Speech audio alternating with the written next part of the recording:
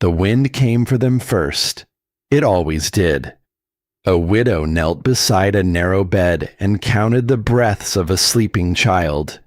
8 years old, each breath thinner than the last. Outside, the cold leaned against the cabin like something alive, patient, searching for cracks, finding them. She had buried her husband that autumn. Now the valley wanted to bury what he had left behind. A strange idea, scratched in charcoal on the back of an old plank. Walls that breathed. Walls woven from swamp reeds.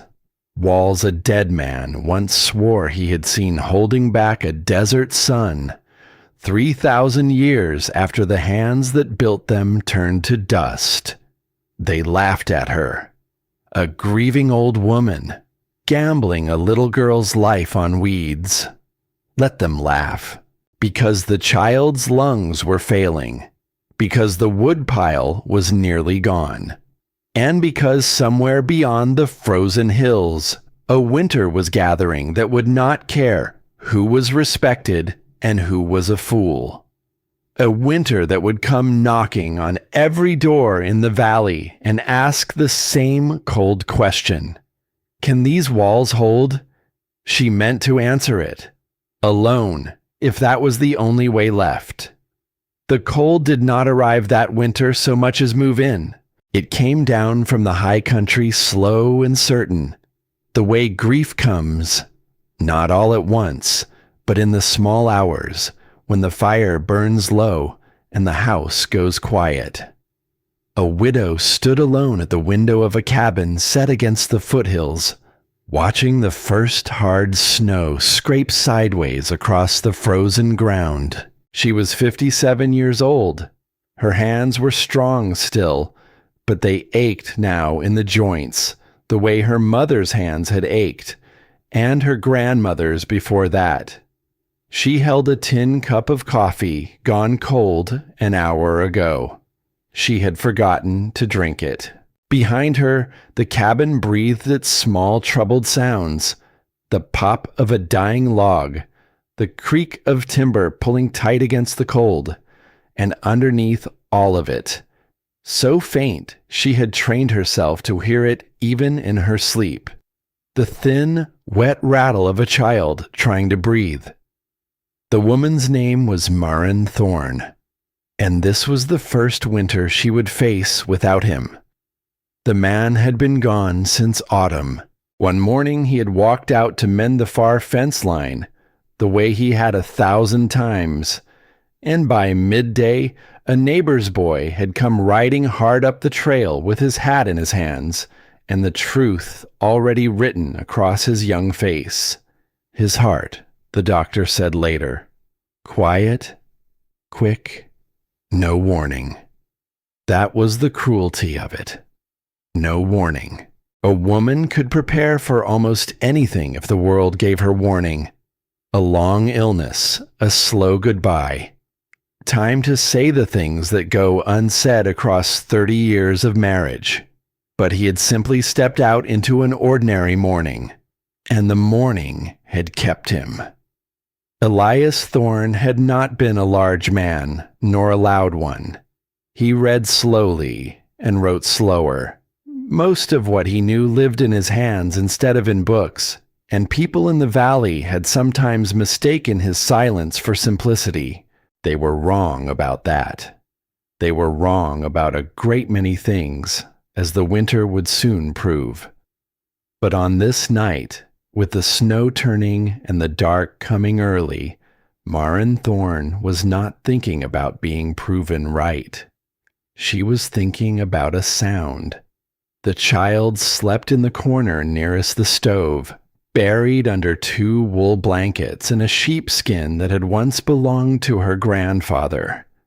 Lila was 8 years old. She had her grandmother's stubborn chin and her dead mother's wide, dark eyes, and she had come to live in this cabin so young that she barely remembered any other home. Her people were gone now. The fever years had taken her mother and father both, far off in a season Marin did not speak of, and the girl had arrived at the foothills carrying nothing but a rag doll and a silence too large for such a small body. Marin and Elias had folded her into their life without a word of complaint, the way you bring a lamb in from a storm. And now there was only Marin and the girl, and the wind. The woman crossed the room and knelt beside the low bed. She laid the back of her fingers against the child's cheek and found it cool, too cool, while the small chest rose and fell in those shallow, uneven pulls that had begun a week ago and grown worse every night since. The girl stirred, coughed, a dry, splitting sound that seemed far too big for her. Marin reached for the strip of wool the child had taken to keeping near her mouth at night, because the air inside the cabin had grown so cold and so sharp that breathing it raw made her lungs burn. She lifted it gently away from the small parted lips, and in the orange half-light of the stove, she saw it. A faint thread of red across the pale wool. Not much. Just a thread. But Marin Thorne had buried enough of her own to know that the body does not bleed for nothing. She knelt there a long while, holding that scrap of stained wool in fingers that did not want to be still. She did not weep. She had learned, somewhere across the long road of her life, that weeping was a thing a woman did when she had time, and she did not have time. What she had was a sleeping child whose breath was failing, and a house that could not keep her warm. The cabin had been built the honest way, the way every cabin in the valley was built. Heavy timber walls, a foundation of fieldstone hauled up from the creek bed across 2 long summers, seams packed tight with mud and moss. Elias had raised it with his own hands, board by board, and it had stood square and proud against the foothills for years, and it was killing them. Marin had watched it fail all season, a little more each week, the way you watch a strong man grow thin. The wind found the cabin the way water finds the lowest ground. It slipped through the shrinking joints between the logs and rolled across the floorboards in slow, cold waves that numbed her bare feet before she could cross from the bed to the stove. The fieldstone foundation held the night's frost long past sunrise. Some mornings a skin of ice had formed across the floor beside the child's bed, thin and bright as broken glass. The stove never truly rested. She fed it before the light came. She fed it again at midday.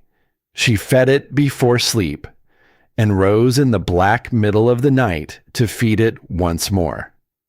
And still the cabin sat cold and hungry, never climbing high enough to thaw the corners, never holding the warmth long enough to matter.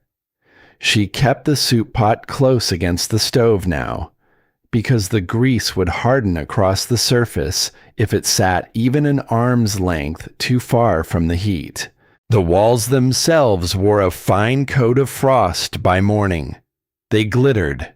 It would have been beautiful in another life, in a story told to a child by a warm fire.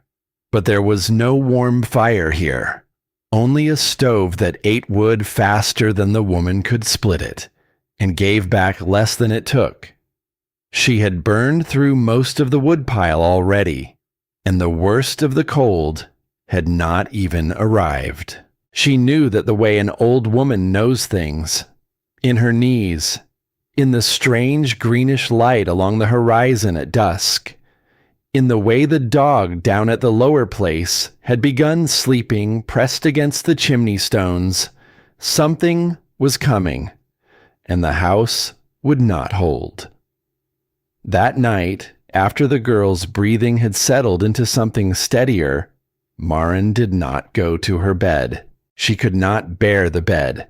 The far side of it stayed made, smooth and untouched, and to lie down beside that smoothness was a kind of drowning she could not face on a night like this one. So instead, she lit a second candle, and she pulled open the old wooden chest at the foot of the bed, the one Elias had kept his things in. She had not opened it since the autumn. His shirts were folded there, smelling faintly still of him, of pine pitch and wood smoke, and the particular warmth of a man who worked with his hands. She pressed one to her face for the length of a single breath. Just one. Then she set it aside, because grief was a luxury and the night was cold. Beneath the shirts she found his things. A whetstone worn into a shallow valley from years of use, a folding knife, a handful of strange coins from a place across the sea, soft and worn smooth, and a packet of papers tied with a length of hemp cord that she had forgotten he kept. She untied the cord with stiff fingers, and the past spilled out across her lap. Long ago, before the foothills, before the cabin, before the child. Elias Thorne had been a young man with no money and a strong back. He had worked the boats for a season, hauling freight and supplies for a crew of foreign men who had come a great distance to dig in the sand of a far desert country, beneath a sun so brutal it could kill a mule by noon. He had told Marin about it only a handful of times, in the slow, drowsy talk of married people in the dark. He could not read the strange writing carved into the old walls there. He could not remember the names of the long-dead kings buried beneath that sand. None of that had stayed with him. What had stayed were the walls. Old houses of mud and grain, he said, standing cool and still in the killing heat. Walls built double, thick, packed with woven reeds and hollow spaces no thicker than a man's hand. And inside those walls, while the desert burned the world outside to bone, the air had felt calm, quiet, almost alive. He used to say that an old builder over there had tapped the wall with his knuckles and told him something he never forgot. That the people of that land had understood trapped air 3,000 years before anyone else thought to wonder about it at all. 3,000 years. Marin had only half listened back then. They had been young and warm, and the desert had seemed a story from the far side of the moon. But Elias had not forgotten. Elias never forgot a thing his hands had touched. And here, in the chest, in the wavering candlelight, she found the proof of it. Charcoal sketches, pages of them, drawn slow and careful on the backs of feed sacks and torn scraps of board, the lines smudged soft with handling. A cabin, their cabin, drawn small at the center, and around it, a second skin, an outer frame standing apart from the true walls, with a hollow space between. And in that hollow space, drawn again and again in his patient hand, woven chambers, bundles, layers of something packed loose, then tight, then loose again. In the margin, in his slow, blocky letters, he had written 4 words, walls that breathe slow.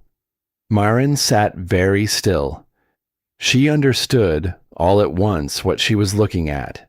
He had been planning it, all along, through the years of mending fences and hauling stone and raising a child not his own by blood.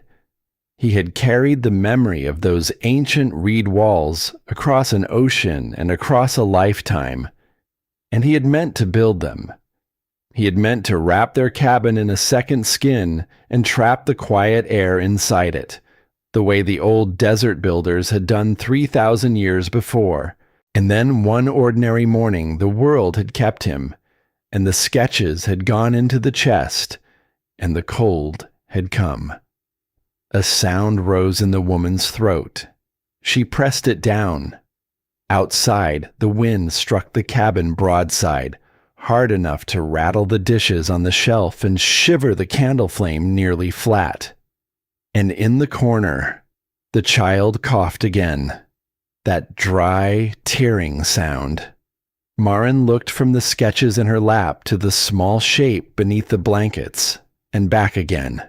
And something in her, something old and stubborn and not yet ready to be buried, began to wake. She did not sleep that night. She sat at the rough plank table with the sketches spread before her and a stub of charcoal in her fingers, and she tried to make sense of a thing her husband had understood in his bones. It was slow going. She could read his drawings the way a woman reads the face of someone she has loved a long time. Not every word, but the meaning underneath. And the meaning underneath was this. The problem was not the fire.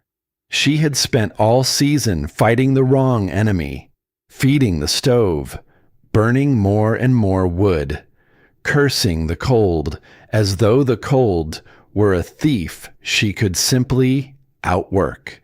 But the cabin could make heat. It made plenty of heat. The trouble was that it could not hold the heat still long enough to do any good. Every crack in the timber, every shrinking seam, every cold breath of wind sliding under the door, it stole the warmth away faster than the fire could ever replace it. The fire was not losing because it was weak. The fire was losing because the air would not sit still. She rose and went to the window and looked out at the snow, and for the first time she truly watched it. It did not fall, that snow. Not gently. It raced. It tore sideways across the frozen ground in long white ribbons, ripping over the foothills like sand across stone, never resting, never still. Moving. Always moving. And she understood, standing there in the cold, with her dead husband's drawings warm in her hand, that movement was the whole of it. Heat made was worthless if the wind kept stealing it faster than the walls could hold it. Still air.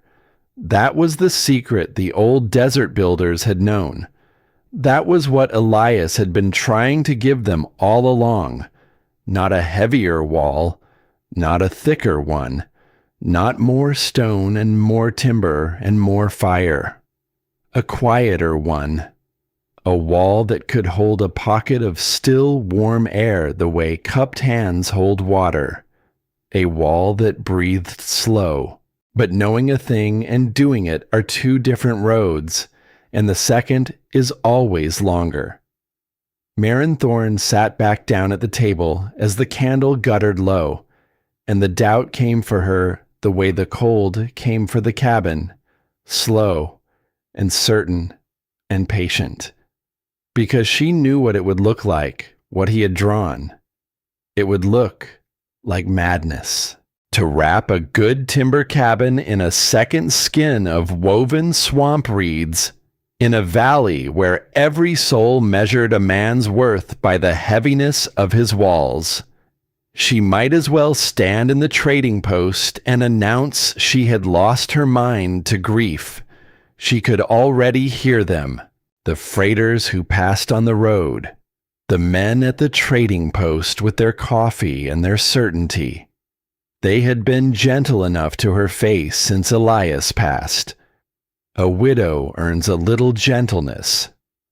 But she knew how quickly gentleness curdles into pity, and pity into laughter. A grieving old woman, gambling a little girl's life on weeds. She closed her eyes. She thought of the reeds themselves, the cold black marsh water she would have to wade into to cut them. She thought of her aching hands. She thought of how much there was to do, and how little of it she knew how to do, and how alone she would be in the doing. And she thought, for one long, bitter moment of simply giving up, of selling the place when the spring thaw came, the way Elias's brother had already begun to suggest she ought to, of taking the child somewhere lower, somewhere milder, somewhere the cold did not hunt children in their sleep. It would be the sensible thing, the safe thing. No one would laugh at a woman for being sensible. She opened her eyes, and she looked again at the corner where the child lay sleeping, at the small chest rising and falling in that shallow, failing rhythm, at the scrap of wool with its single thread of red that she had set on the table beside the sketches like a thing she could not bring herself to wash. And she knew there was no lower, milder place safe enough to undo what this house had already begun in the child's chest. There was only this cabin, this child, and a dead man's drawings. Or nothing at all. She must have dozed at last, sitting up at the table, because the next thing she knew, the gray light was coming weak through the frosted glass, and the child was awake. Lila stood in the doorway between the two rooms in her nightdress, her dark eyes huge in her thin face, the rag doll dangling forgotten from one hand. "Grandmother," the girl said. Her voice was small and rough from the night's coughing. "Why are the walls shaking?" Marin looked at her for a long moment. Outside, the wind scraped along the timber like a warning. The whole cabin seemed to lean against it and shudder. "Because they're tired, little one," the woman said softly. "They've worked very hard, and they're old, and they're tired." The child considered this with the terrible seriousness of the young. "Are we going to be cold all winter?" And there it was, the whole question of their lives, laid bare in 5 small words by a child who did not even know she was asking it. Marin Thorne rose from the table. Her joints protested. She crossed the cold floor and knelt down in front of the girl, and she took the small cold hands in her own, and she made her voice as steady as she had ever made it in her life. "No," she said. "No, we are not. Not for many more." It was a promise, and she had no earthly idea in that moment whether she could keep it.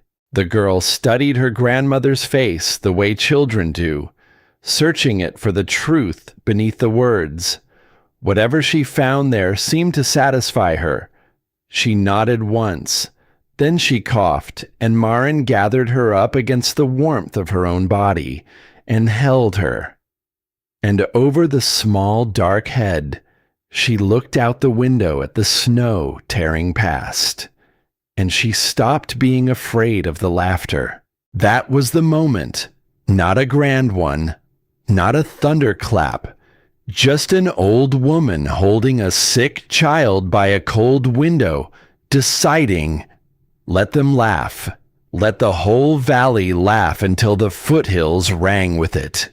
She would not lose this child to a house too proud to keep her warm. When the girl had been fed what little there was, and dressed in every layer the cabin could offer, and settled near the stove with her doll and a strip of dried apple, Marin took down her late husband's heavy coat from the peg by the door. It hung past her knees. It still smelled of him. She put it on anyway. Then she gathered the charcoal sketches from the table and went back out into the cold with them, and she walked the perimeter of the cabin in the gray morning light, the wind pulling at the coat, the snow stinging her face. She walked it slow, the way Elias would have. She pressed her bare palm flat against the cold timber wall, here and there, feeling for the places where the warmth leaked away. She crouched at the foundation and felt the breath of frigid air sliding through. She tipped her head back and studied the long northern face, where the frost gathered heaviest, where the wind struck hardest and meanest. And as she walked, the plan began to take a shape in her mind. Simple, whole. She would not tear the cabin down. She did not have the strength for that, nor the wood. She would wrap it. A second frame, set apart from the true walls by the width of 2 hands and a little more. And in the hollow space between, woven chambers of reed, some packed tight to slow the moving air, some left loose to let a little breath of moisture escape so the walls would not rot from the inside.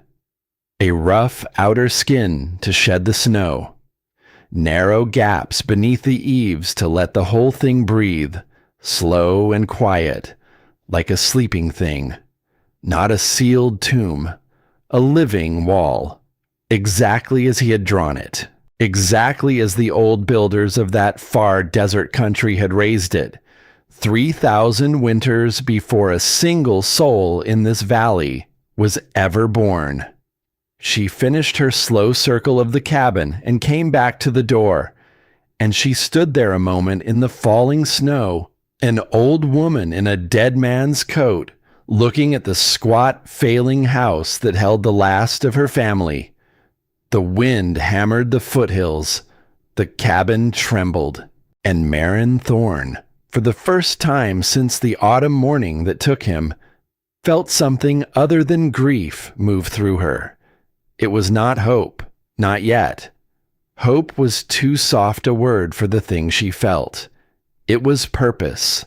She looked down at the sketches in her hand, smudged and creased and stained with the oil of his fingers, and she spoke to them quietly. To him, the way a woman speaks to a husband she still has not finished loving. "All right," she said. "All right, Elias. We'll build your walls." The wind tore the words away the moment they left her, but she did not need the wind to carry them. She had spoken them to herself, and to him, and to the sleeping child behind the cold glass. And that was enough. It would have to be enough, because she knew now what she was racing. Not this winter. This winter she would simply have to endure, the way they had endured so far, one cold night at a time. What she was racing was the next one, the cold that would come back around when the warm seasons had run out and find them still in a house that could not hold. She did not know yet whether she could build the answer in time. She only knew she would not sit still and let the cold take one more thing she loved. Not this child, not while her hands still worked. The first winter broke at last, the way even the hardest winters must, grudging and slow, and far too late for some. The deep cold loosened its grip, and the child, who had clung through the worst of it by a thread no thicker than the one of red on her wool, began, in the lengthening light, to rally, the way children do when the warm seasons finally come. But Marin Thorne was not fooled by the mercy of a spring. She knew the child's lungs were still weak. She knew the cabin had very nearly killed them once already. And she knew, the way an old woman knows things in her bones, that when the cold came back around, as it always came back around, that same proud, failing house would finish what this winter had started, unless she changed it first. So she had one turning of the seasons to do an impossible thing, a spring to harvest, a long summer to let the reeds cure slow in the open air, the way they had to, a short autumn to build, and not one single day to waste on any of it. When the ice at last let go of the low marsh, that was where the work began, and that was where the woman went. In the gray light before the child woke, Marin Thorne pulled on her dead husband's coat and her own cracked boots, took up a short curved knife and a length of cord, and walked down the long slope to the low country where the cattail reeds stood in their cold black water. She had passed that marsh 10,000 times in her life and never once looked at it. It was a useless place. Everyone knew that. A place for frogs and standing water and the kind of grass a cow would not even trouble to eat. But Elias had seen something there that no one else had seen. And now, so would she. The first morning nearly broke her. The water was colder than she had let herself imagine. Snowmelt still, fresh off the high country. It closed around her boots and then her shins, and the cold went up through her like a nail driven slow. And within minutes, her feet had gone from aching to numb, to something past numb that frightened her a little. The mud beneath pulled at every step. It did not want to let her go. Each time she lifted a foot, the marsh sucked at it, greedy, and twice she nearly went down full into that black water and only saved herself by grabbing a fistful of the very reeds she had come to cut. She cut them low, near the base, the way the drawings had shown. The stalks were taller than she was. They rattled and whispered as she worked, a dry, papery sound, leaning together over her head like a crowd of tall, thin gossips. Her hands went red, then white. The knife grew slick. By the time the sun had cleared the foothills, she had cut perhaps 2 armfuls, and her back screamed, and her breath came ragged in the cold. 2 armfuls, and she would need hundreds. She stood there waist deep in the cold marsh, an old woman alone in the freezing water, looking at the small, pitiful bundle she had managed. And she very nearly laughed at herself. Then she thought of the thread of red on the wool, and she bent, and she cut the next stalk. She learned the reeds the way she had learned everything else in her long life. Slowly, with her hands, by being wrong first, many times. The first wagon load she cut too green. She did not know it yet. They were fat and full and satisfying to gather, heavy with the wet of the marsh, and she stacked them proud beneath the canvas shelter and felt, for an evening, like she was winning. But Elias had left a warning in the margin of one of his pages, in his slow, blocky hand. Cut too green, they rot inside the wall. Cut too dry, they crack and hold no air. Listen to them. Listen to them. She had read it 3 times before she understood it was not a figure of speech. So she began to listen. She would lift a bundle up beside her ear and shift the stalks against one another, and she learned the difference between sounds. The green reeds whispered soft and damp, a heavy hushing sound, full of water that would turn to rot in the dark of a wall. The over-dry ones rattled brittle and sharp, like old bones, snapping when she bent them, holding nothing, and in between there was a sound she came to wait for. A dry, full rustle, alive somehow, with a faint spring left in the fiber when she bent a single stalk, slow between her fingers, and felt it give, and not break. That was the one. That was the reed that would trap the quiet air and hold it. She would split one open with her thumbnail now and then, and smell the center, testing for the damp that meant it was not ready. It was slow, foolish-looking work, an old woman bending reeds beside her ear and sniffing them like a hound. But she was not guessing any more. She was reading them, the way Elias had read them, the way the old desert builders had read them, 3,000 winters gone. And something in that, in carrying his knowing forward with her own two hands, eased the worst of the grief, just a little, just enough. The child wanted to help. Of course she did. Lila was 8 years old, and the long working days out at the curing shelter were a slow torture to a child kept always at the edge of things. And she trailed her grandmother out into the lengthening warm days, bundled still against the morning chill, a scarf wound twice around her face, out of habit more than need. Maren would not let her near the marsh water. Not with those lungs, weak yet from the winter. That was not a thing she would risk. But there was work the child could do, in the lee of the shelter where the wind could not reach her, and Maren gave it to her, because a child who is helping is a child who is not afraid. Lila sat cross-legged on a folded hide and tied the drying bundles together with short lengths of hemp cord. Her small fingers were quick and serious. She made each knot the same way, 3 turns and a pull, the way her grandmother showed her, and she lined the finished bundles up in rows as straight as she could make them. And she was fiercely proud of every one.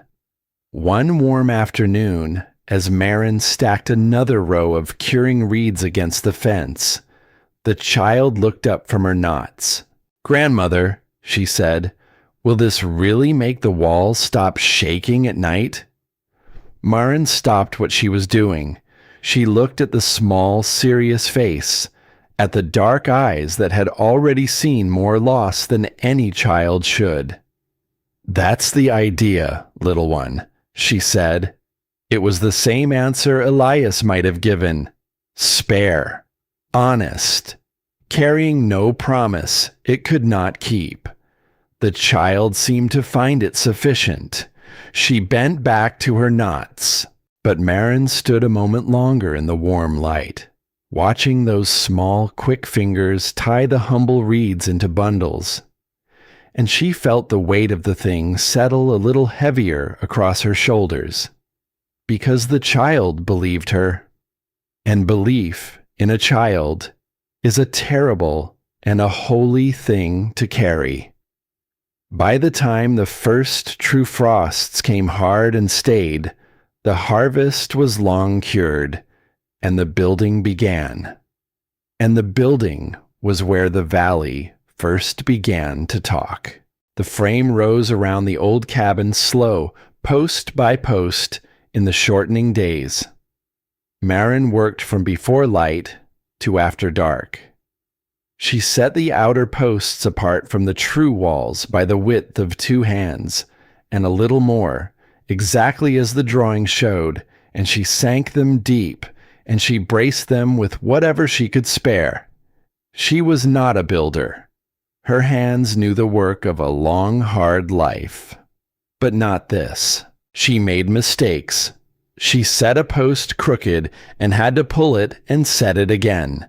She mismeasured and wasted timber she could ill afford to waste. Twice she stood in the failing light and wept a few hard tears of pure exhaustion, and then wiped her face on her sleeve and went on, but slowly, slowly. The second skin began to rise. Long, rough posts stood up around the squat old cabin like the bones of some larger creature. Crossbeams reached overhead, and in the hollow spaces between the framing, she began to hang the woven chambers of reed she had spent the whole long summer preparing, thick cylinders of cattail, bound tight, slotted into the gaps with narrow spaces of empty air left between them.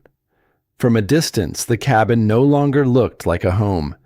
It looked like a home being swallowed, buried alive inside something strange and shaggy and wrong. And the riders on the road began to slow their horses to look. The first one to laugh out loud was a freighter named Cole Banner. He was a big, loud man who hauled goods up and down the valley road, and he knew everyone's business. And he loved nothing in this world so much as a story he could carry into the trading post and set down on the counter for a laugh. He came over the rise with his wagon team one cold morning and saw the thing rising around the thorn cabin. The rough frame, the shaggy bundles of swamp reed bristling in the gaps. And he hauled his team to a dead stop in the middle of the road. For a long moment he just stared. Then he threw back his head and laughed so hard he had to grab the rail of his wagon seat. "Well, I'll be," he said, to no one, to the wind. "The old woman's building herself a tomb." He could hardly wait to get to the trading post, and by the end of that week, the whole valley had the joke. They called it the Pharaoh Shack. Someone at the trading post had heard, somewhere, that the strange reed walls came from some ancient desert king's country across the sea, and that was all the men needed. It became the finest entertainment the valley had known in years. They talked about the Pharaoh Shack the way people talk about a barn that's about to fall, or a preacher caught at the bottle. Every new wagon that came up the road got the story laid out for it over coffee, and every man who heard it grinned, and the grin traveled and grew teeth. "A grieving old woman," they said. "Lost her wits along with her husband, poor thing. Out there in the cold, wrapping a good timber cabin in swamp grass, like she's burying a king." Some of them said it gentle, with a shake of the head, the kind of cruelty that wears the mask of pity. Cole Banner did not bother with the mask. "Probably figures it's warmer in the old desert country than it is up here," he announced one evening, loud to the whole stove-warmed room. And the room roared. Marin heard about it. The valley is a small place, and there is always someone willing to carry an unkindness uphill to the one it's aimed at. She said nothing. She did not go to the trading post to defend herself. She did not stand in the road and argue with the freighters. She had been a woman in this world for 57 years, and she had long ago learned the deep and bitter uselessness of arguing with a man who has already decided you are a fool. So she kept building. She hung another reed chamber. She packed another seam. She let them laugh. But the laughter found the child. It was Lila who could not bear it. The girl had walked down toward the road one afternoon, well wrapped, to watch for her grandmother coming back from the lower marsh. And two riders had passed close by the fence line, slowing, looking up at the strange, shaggy cabin. Lila heard them laughing. She heard the words Pharaoh Shack, and she heard one of them say something about the crazy old woman, and she heard them both laugh again as they rode on. And the child stood frozen at the fence, understanding for the first time, all at once, that the whole valley was laughing. Not at a cabin, at her grandmother. When Marin came up from the marsh, soaked to the knee and gray with cold, she found the girl sitting small against the cabin wall with her face buried in her arms. She knelt down, cold as she was. "What is it, little one?"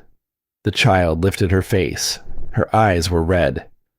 "Why do they laugh at you?" she said. Her voice shook. "You're not stupid. You're the smartest person there is. Why do they all laugh?" And there it was. The cruelty of it. landing now where it could do the most harm, in the heart of a child. Marin Thorne gathered the girl up against her wet, cold coat and held her, and she chose her words the way she chose her reeds, carefully, by feel. People laugh at what they don't understand, she said, and they laugh hardest at what frightens them. The child pulled back to look at her. Why would our walls frighten anybody? Marin almost smiled. Because if an old woman's right, she said softly, then a lot of proud men have been wrong for a very long time. And there's nothing on this earth a proud man fears more than that. The child did not fully understand. She was 8, but she stopped crying, and she held her grandmother's words like something to keep. What Marin Thorne was building out there was not simply a pile of grass shoved against a wall. It was a system. She had not understood that at first.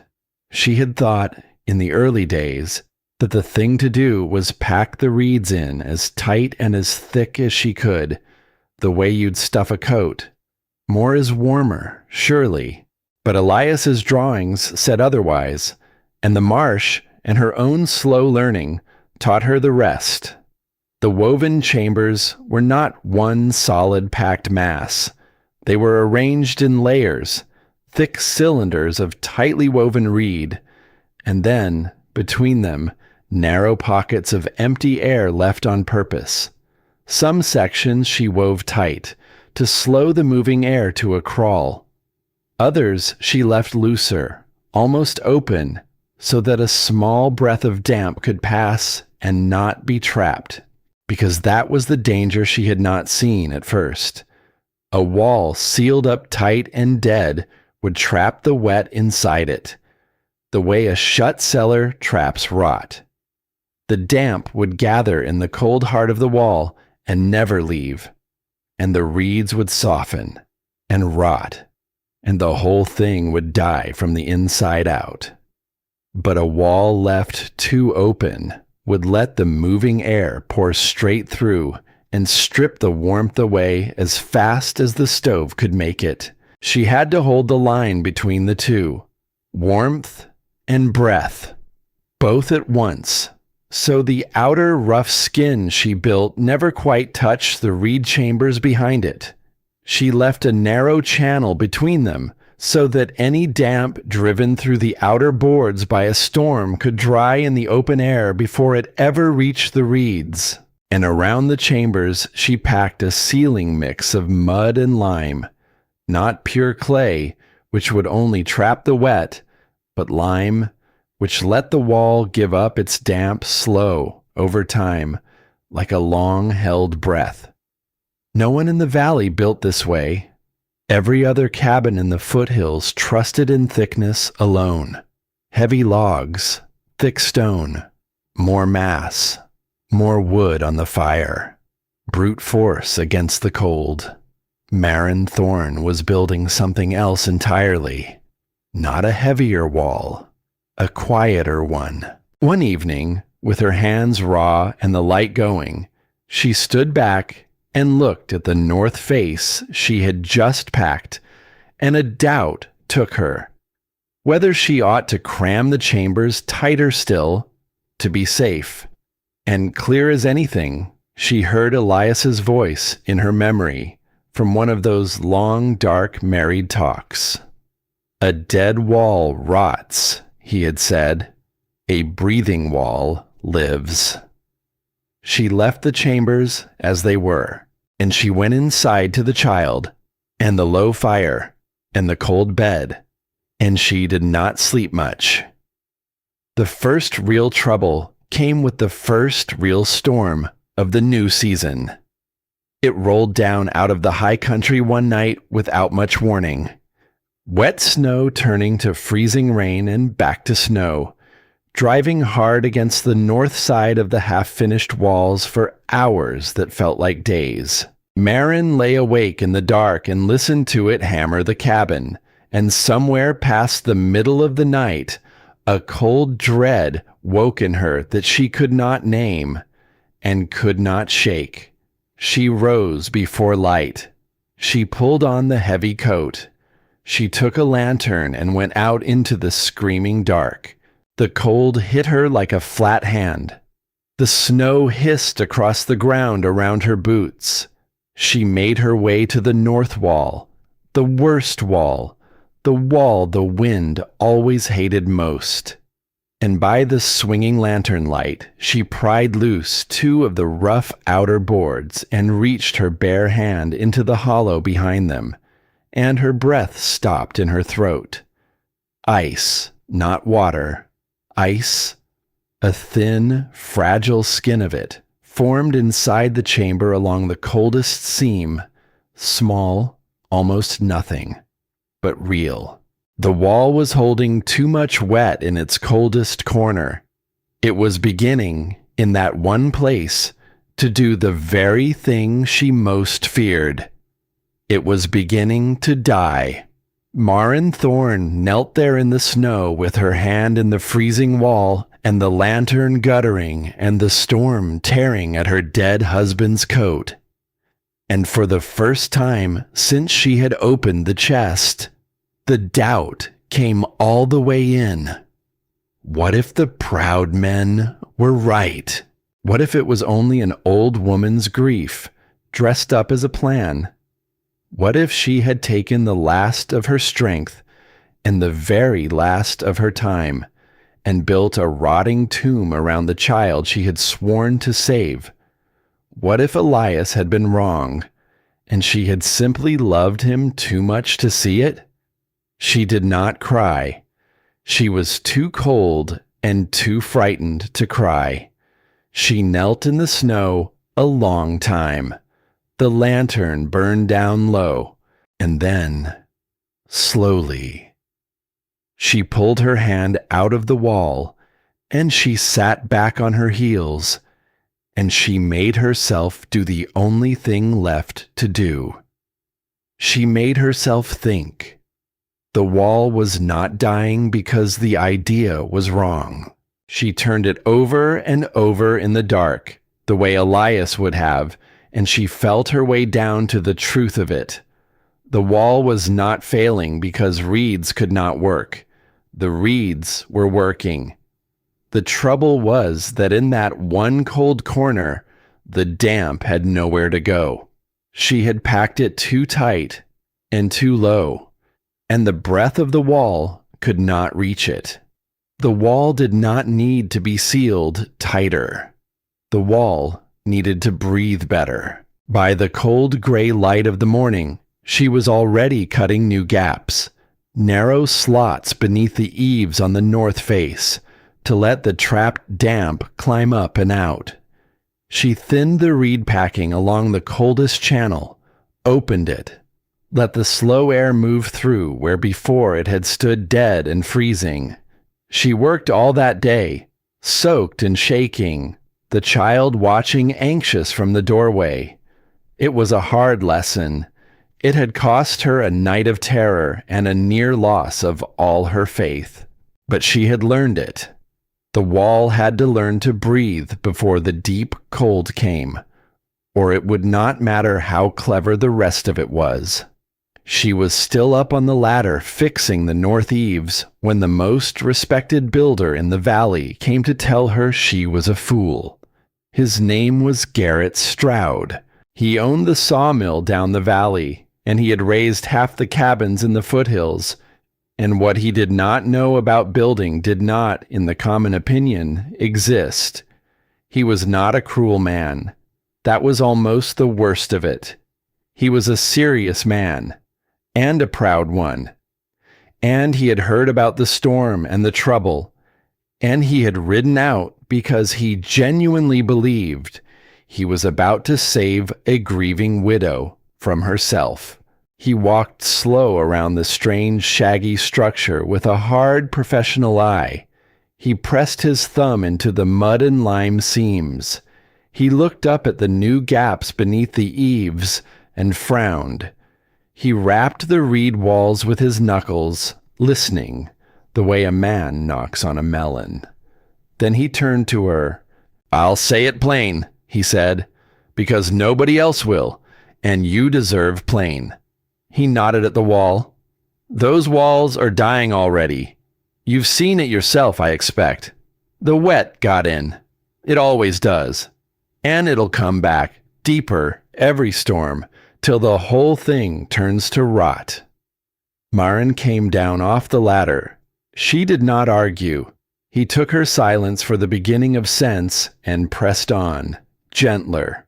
"There's worse than rot," he said. He glanced at the stovepipe rising from the old cabin's heart.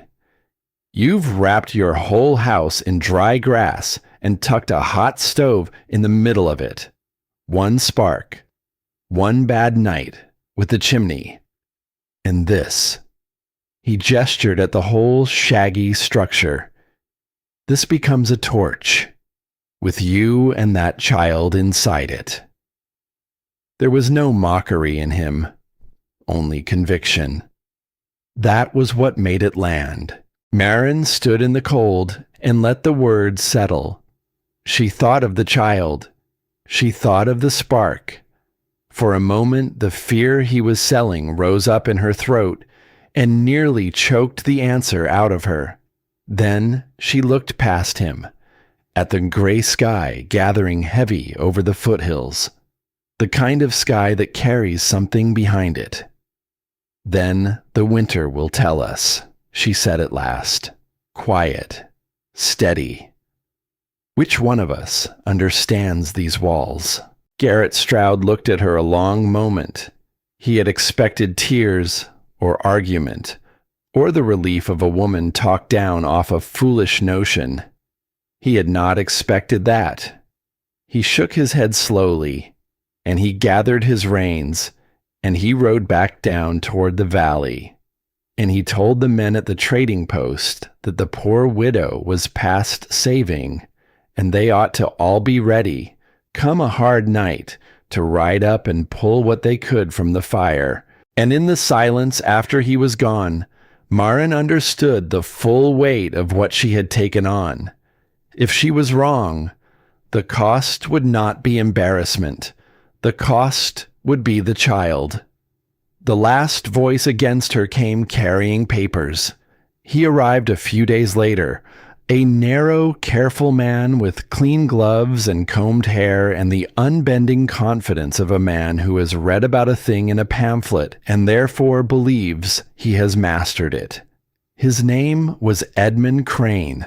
He was some manner of official, an agent who rode the high country with a leather case full of printed bulletins, advising the settlers on the proper way to live through a hard winter. He had heard, of course, about the strange reed cabin, and he had come to set the foolish widow straight, with the full weight of printed authority behind him. He inspected the structure slow and disapproving.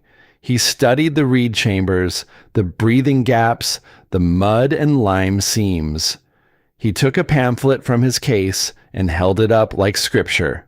"The recommended method," he said, "is sawdust packing between sealed walls, tar paper, storm shutters, proper sealing."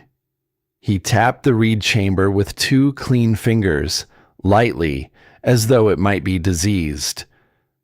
"This sort of foreign superstition only creates instability." He disliked the breathing gaps most of all. "A good wall seals completely," he said, "firm, certain, final. Air movement is loss. Every gap you've cut is a wound. You're letting the heat leak out on purpose. It's madness." Maren listened to all of it without a single word. No argument, no defense. Only that deep, patient silence she had carried all season. When at last he had said his piece and packed his pamphlets away, he climbed onto his horse, satisfied that he had done his duty by the poor woman. But before he rode off, Maren spoke, just once, quiet enough that he had to lean to hear it. "A sealed wall," she said, "traps death. The same as it traps heat. Crane blinked. He did not understand her. He decided it was not worth understanding. The muttering of a grieving woman, and he rode off down into the valley, shaking his head at the foolishness of people who would not be helped. But the words stayed in the cold air after he was gone. And inside the cabin, by the window, Marin's late husband's brother had been listening. His name was Hollis Thorne. He was Elias's younger brother, and he had come up the valley not to mock and not to advise, but to do the thing he had been working himself up to do for weeks. He waited until the official had ridden off. Then he stepped out into the cold yard, turning his hat in his hands. "Marin," he said, "we need to talk about the place." She knew what was coming. She had known for a while. "You can't stay up here," Hollis said. The words came out in a rush now that they'd started. "Look at it. Look at what you've done to Elias's house. The whole valley's talking. They're saying you've lost your mind to grief. And forgive me. But when I look at this..." He gestured helplessly at the shaggy reed walls. "I can't hardly tell them they're wrong." Marin said nothing, so he pushed on, the way people do when silence frightens them. "There's no shame in selling," he said. "Come spring, you and the girl come down to the lower valley, live near family, somewhere a child can be warm and safe. That's all I'm asking. Somewhere safe." He paused. His voice dropped. "And the Thorne name. Marin, every man at that trading post is laughing at it. At him. At what Elias built. He worked his whole life for a good name. And now..." He let it hang there. The cruelest card, played last. Your dead husband's name. You're shaming it. Marin Thorne looked at her husband's brother for a long, long moment. She knew he meant well. That was the thing about the kindly ones. They wrapped the knife in wool, and they truly believed they were doing you a mercy. "Elias worked his whole life," she said at last, slow, "for a good name. That's true." Hollis nodded, hopeful, thinking he'd reached her. "But he didn't work it," she went on, "so that a child of his blood could die warm and safe in some lower valley, while the thing he spent 30 years thinking through sat in a chest, unbuilt, because everyone was too proud to let an old woman try." Hollis opened his mouth, closed it. "Go home, Hollis," she said, not unkind, only finished. "And tell them whatever you like at the trading post. I've got walls to finish." He went. There was nothing else for him to do, but the cost of that conversation was not nothing. Within days, a quiet arrangement Marin had counted on. A man down the valley who'd promised to haul her a load of split wood through the worst of the winter in exchange for spring labor fell through. No reason was given. None had to be. In a small valley, a woman lives or dies partly on her good name, and Marin could feel hers crumbling around her. One laugh, one shaken head, one withdrawn kindness at a time. She was running low on wood. She was running low on time. And she was, in every way that the valley could measure, entirely alone. That night, she sat up late by the low fire, as she did most nights now. The child slept in the corner. The breathing was steadier than the year before, but not strong. Not yet. Some nights, Marin still lay awake, listening for the catch in it. She held the last of the charcoal sketches in her lap, the smudged lines, the slow, blocky hand, walls that breathe slow. A dead wall rots. A breathing wall lives. Outside, the wind had picked up again, scraping along the nearly finished reed walls, testing them the way it tested everything. And she let herself feel it, just for a moment, the full weight of it. The whole valley was certain she was a fool. The respected builder had pronounced her walls dead. The man with the papers had pronounced her ideas madness. Her own family had asked her gently to give up and come down where it was safe. The wood was nearly gone. And the deep cold, the real cold, the whole high country could feel coming the way you feel a storm in a bad tooth, was nearly here. If she was wrong, there would be no second chance. There would only be a hard night and a torch box and the men riding up too late. She looked at the sleeping child, and she made herself say the truth out loud, alone in the dark, the way only the truly alone ever do. "I don't know if this will work," she whispered, to Elias, to the empty side of the bed, to the cold. "I don't know." The fire popped. The wind leaned on the walls. "But a sealed wall traps death," she said, steadier now. "And these walls are going to breathe, right up until the cold comes to ask them whether they can hold." She set the sketches aside. She rose, old joints and all, and she fed the last of the good wood to the fire. And she went out one more time into the freezing dark, by lantern light, to pack one more seam before sleep.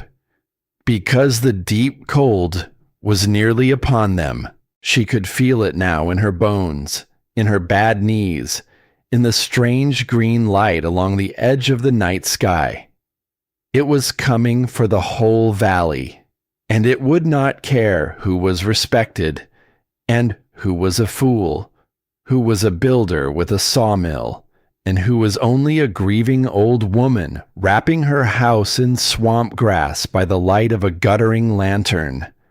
It would ask them all the same question, and Marin Thorne meant to have her answer ready, woven and packed and breathing, before it came knocking on the door. And then, as it always did, the cold came back around. But the winter that returned was not the winter that had left. The deep cold came down on the valley like a verdict. It did not announce itself. It did not build slow over days, the way ordinary winters do. It simply arrived. One evening, just after the light failed. And by the middle of that first night, the whole high country had vanished behind a moving wall of white and wind. People would speak of that winter for the rest of their lives. They would speak of it in low voices, years after, to children who had not yet been born when it came. They would call it the long dark, the killing cold, the winter the valley nearly did not survive. And every one of them who lived through it would carry a piece of it inside them forever. The way you carry the memory of a thing that came to take everything, and very nearly did. It was a cold, with weight to it. That was the thing the survivors always tried to explain, and never quite could. It did not feel like the absence of warmth. It felt like a presence, a pressure, something pushing against the doors and the walls and the windows, patient and enormous, leaning its whole vast body against every shelter in the valley and waiting for the wood to give. And one by one, the shelters began to give. Down in the lower valley, a rancher named Ezra Calloway stood in his frozen yard before dawn, with an axe in his hands and tears freezing on his face. He was not a weak man. He was a hard, plain, capable man who had wrestled a living out of that country for more years than he cared to count. But the cold had run him down to nothing. His woodpile was gone. He had burned it all, day and night, just to keep the worst of the frost off his family, and still the water bucket froze solid in the corner of the room before morning. His feed was gone too, and his last mule. The last living thing he had to pull a plow come spring, if there ever was a spring, stood shivering in the open, too weak to stand much longer, slowly dying on its feet. So Ezra Calloway did the thing the cold made men do that winter. He did the thing a man swore he would never do in a warmer season when such a thing was unthinkable. And afterward he went inside, and he did not speak, and his wife did not ask. The cold did that. It stripped the pride off a man piece by piece, until there was nothing left but the next hour, and the one after that, and the bottomless question of whether the wood would last the night. It was worse, in its way, in the small places. A family on the far creek line gave up their cabin entirely and moved themselves and their children into the barn, because the animals' bodies threw off enough heat to keep the air just barely breathable, and the house had become a box of killing frost. A young father in the bottoms, with a woodpile run dry too early, and a baby gone blue-lipped in the cold, stood out in his yard at first light, and broke apart the wooden cradle he had carved with his own hands before the child was born, and fed it, piece by piece, into the stove. A neighbor saw it, saw the man swing the axe, saw his shoulders shaking, and the neighbor turned away and never spoke of it, because there are things a person sees in a hard winter that are not meant to be carried into the daylight. The cold did not care about any of it. It did not care how much a cabin had cost to build, or how respected the man who built it. It did not care about pride, or reputation, or the fine certain opinions of the men around the trading post stove. It reduced every house in the valley to one question, and one question only. Could it hold the warmth long enough to keep the people inside it alive? Even the proud ones were failing. Garrett Stroud, the finest builder in the valley, the man who had pronounced the widow's walls dead, was losing ground in his own home. He burned through his good seasoned wood faster than he had ever burned it in his life. He stuffed rags in the joints. He hung blankets over the windows. He fed the stove until the pipe glowed and the heat roared straight up the chimney and out into the night, doing little more than warning the cold where to push next.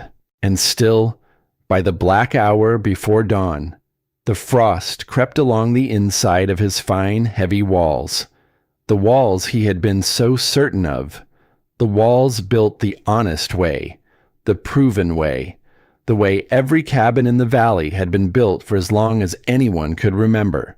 Thick logs, heavy stone, more mass, more fire.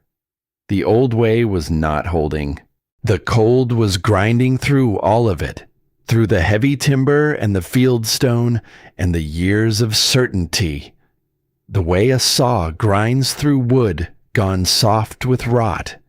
And Garrett Stroud, lying awake in his cold fine house, listening to his good wood burn too fast, found his mind turning, against his own will, again and again, to the foolish widow up in the foothills, to the Pharaoh shack, to the shaggy reed walls he had laughed at and condemned and ridden away from so sure of himself.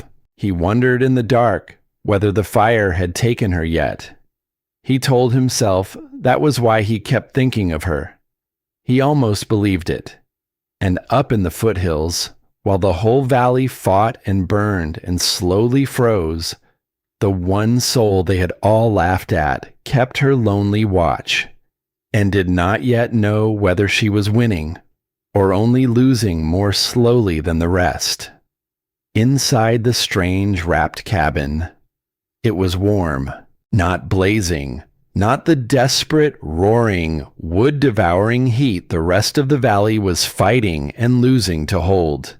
Just warm, steady, the quiet, ordinary warmth of a room where a person can sit and breathe and be. The stove burned low. Maren Thorne fed it perhaps a third of what her neighbors were feeding theirs, and the cabin held the heat the way the old desert grain houses had held the cool, in still quiet pockets of trapped air that the wind, howl as it might, could not get its fingers into. The walls did not sweat frost. The floor by the child's bed did not grow a skin of ice in the night, but Maren did not let herself believe it. Not yet. Not while the cold still had its worst night left to throw. And it came. There came one night at the very dead bottom of the winter, when even the breathing walls were pushed to the edge of what they could bear. The wind did not howl that night. That was the strange and terrible thing. It pressed, steady, enormous. A silent, bottomless cold that leaned its whole weight against the cabin and did not let up, hour after hour after hour. And somewhere in the small black hours, Maren felt it. A thin finger of chill, reaching the inner wall by the north seam. The one corner she had fought all season. The one place that had failed her once already. Her heart went still. She did not panic. Panic was a thing for people who had wood to waste. She fed the stove low and steady, the way she always had, and she pulled the heavy coat around her shoulders, and she crossed to the north wall and laid her bare palm flat against that cold seam. And she waited. 1 hour. 2. The cold pressed. The seam stayed cool beneath her hand. Cool, but no colder. Holding, breathing slow. Letting the damp climb up and out through the gap she had cut on that terrible morning a season ago, so that the wet never gathered, never froze, never spread. The vast cold leaned its full and patient weight against the humblest thing in the whole valley. And the humblest thing did not give. By the time the gray light came, the worst of that night had passed, and the seam was dry beneath her hand. Maren Thorne sat down slowly in the chair by the stove, and she put her face in her 2 old hands, and she let out a breath she felt as though she had been holding since the autumn the world took her husband. The walls had held. Even that. Even the worst the cold had. It was only then, in the days that followed, that she let herself notice the other thing. The child was breathing easier. It had come on so slow she had not dared to mark it. But there it was. The cough had loosened and then come less often, and then, some nights, not at all. The shallow, failing pulls of breath had grown, week by warm-walled week, into something deeper, steadier. One night, Maren went to check on the girl and found her sleeping without the strip of wool across her mouth. She had not needed it. The air in the cabin no longer burned her lungs to breathe. Maren stood over the small sleeping shape for a long time in the low orange light, one hand pressed hard against her own mouth, and she let herself weep then, finally, silent and shaking, the tears she had refused to spend across 2 long winters, not from grief, from the other thing. The thing that is almost too large to bear. The thing that comes when you have been bracing for a loss with your whole body for so long. And then, against all reason, the loss does not come. The wall was holding. The child was going to live. And yet, even now, even with the proof breathing soft and steady in the corner, the doubt would not fully let her go. This was the part no one ever understood about Morin Thorne. Not the men at the trading post. Not even Garrett Stroud later when he tried to.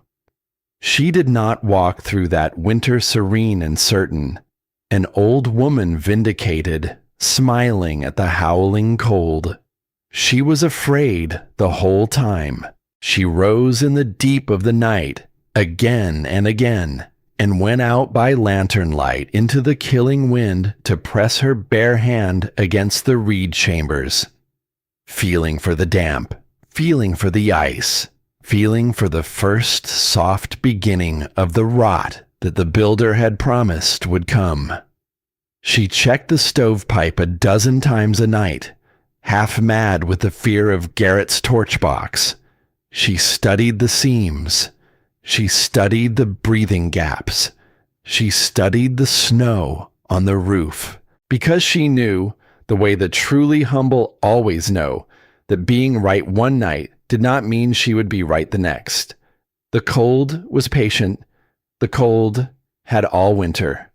And one frozen seam, one trapped pocket of damp, one spark on one bad night, and all of it could still be lost.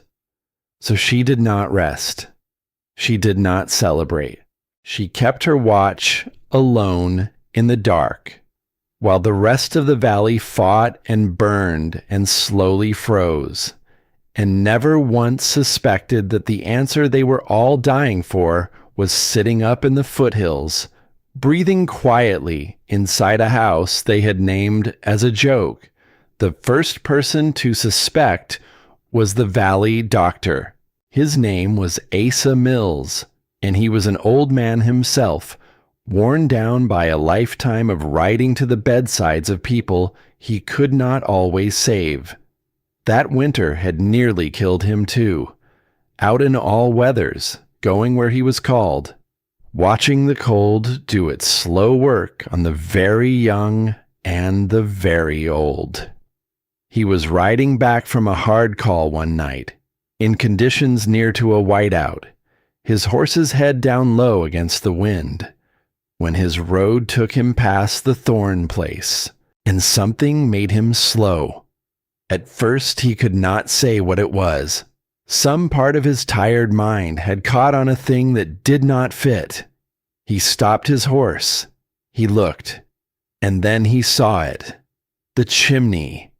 Every other cabin in the valley was pushing thick black smoke hard into the night sky. Fires roaring day and night, burning everything, fighting for every degree. But the chimney of the Pharaoh shack let out only a thin, pale ribbon of smoke, lazy, almost idle, the smoke of a fire that was not fighting for its life at all, a fire that was simply, easily doing its work.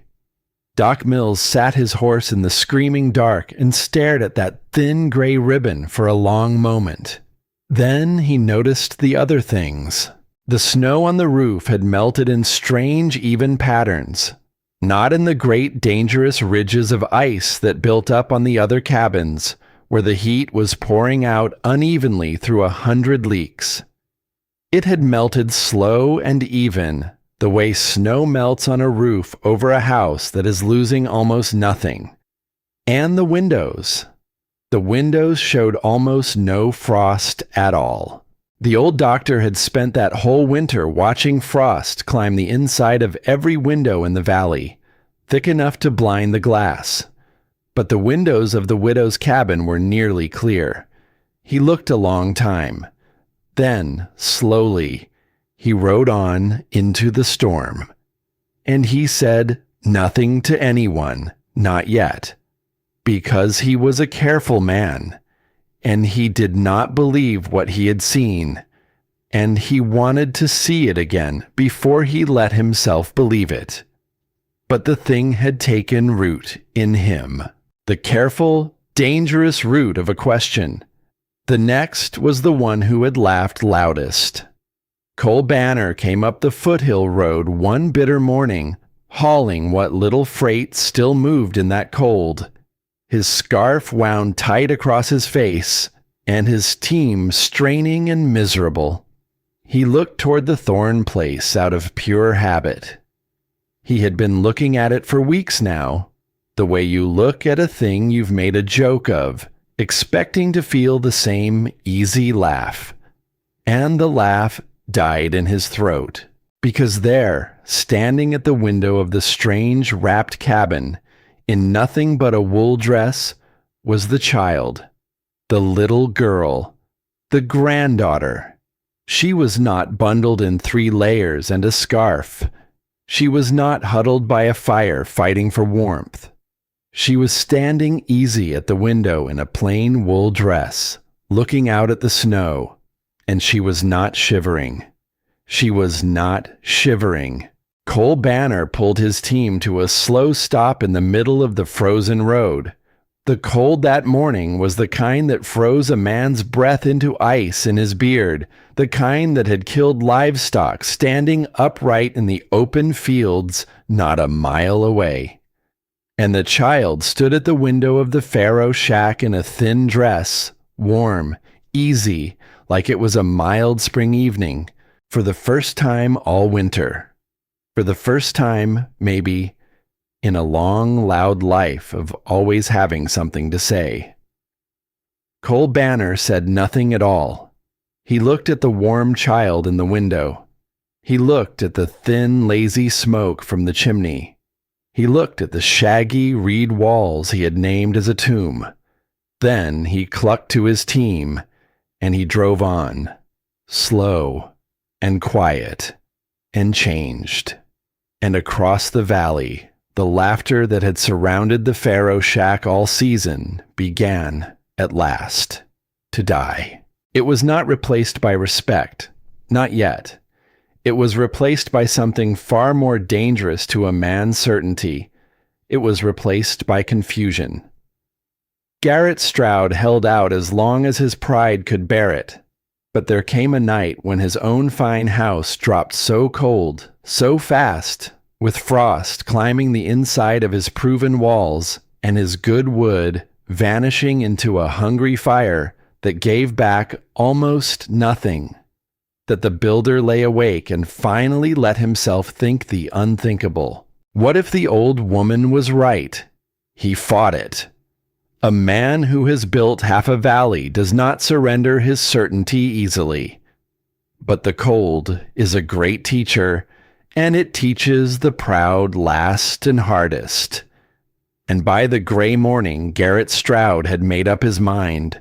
He loaded a sled with seasoned pine, good wood, his own, and he told himself he was bringing it up as charity, a kindness to a doomed widow. He fully expected to find the reed walls black with rot, or frozen through, or the family huddled half dead around an overfed stove inside that strange Egyptian coffin of a cabin. He told himself he was going up to help. The truth, which he would only admit much later, was that he had to know. He climbed the foothill road through the blowing snow with his sled of charity wood, and he came into the yard of the Pharaoh shack, and he climbed the steps, and he knocked once on the door. The door opened, and warmth rolled out into the freezing morning. Not the desperate blast of an overfed stove, not the close, smoky, choking heat of a house fighting to stay alive. A gentle warmth, steady, the warmth of another season entirely. The warmth of a place where people were not fighting the cold at all, but simply living, easy, behind it. Garrett Stroud stood frozen on the step, and without quite knowing he was doing it, he reached up and pulled the glove off one hand, because some part of him could not believe what his skin was telling him, and he needed to feel it bare. Inside, there was no scene of desperate survival. There was an old woman at the table, her sleeves rolled up past her elbows, working a little dough between her hands.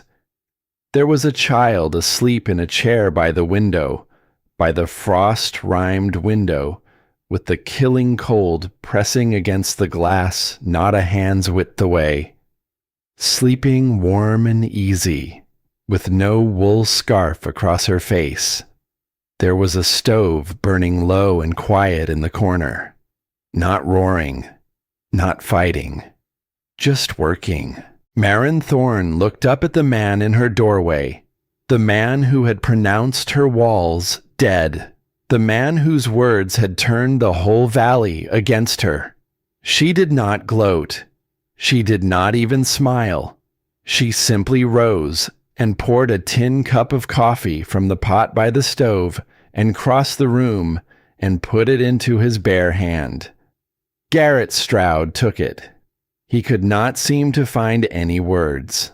He stood in the warm room with the cold at his back and the coffee steaming in his hand, and he looked slowly around at the strange reed walls he had condemned.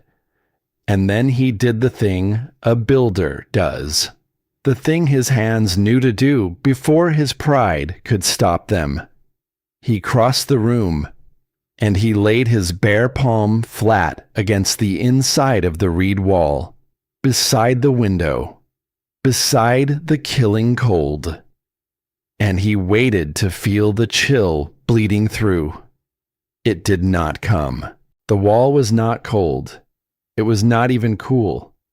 It felt neutral, calm, like the inner wall of a summer house that had never known winter at all. Behind him, out in the dark, the wind slammed against the cabin hard enough to shake loose snow from the eaves. The Pharaoh shack did not so much as tremble. Garrett Stroud stood with his hand pressed to that warm, impossible wall for a long, long time. Marin did not let him stand there wondering. She went to a shelf by the stove and took down a worn ledger, its corners gone soft with handling, its edges darkened with soot. She had kept it all winter, in her slow, careful hand, the way Elias would have. The warmth of the room, morning and night. The wood she burned each day. The trouble with the north wall, and what she had done to fix it.